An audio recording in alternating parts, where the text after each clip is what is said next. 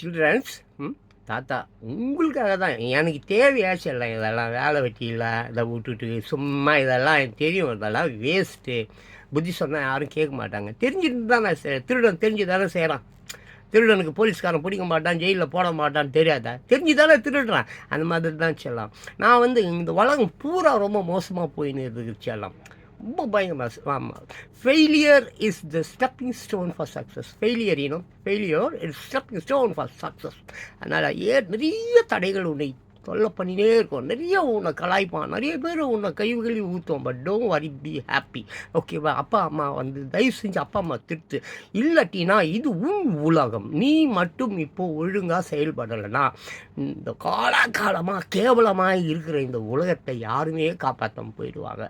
2026 உலகத்தை காப்பாற்று அக்கா செல்லாம். நீ காப்பாற்றணும், நீ தான்.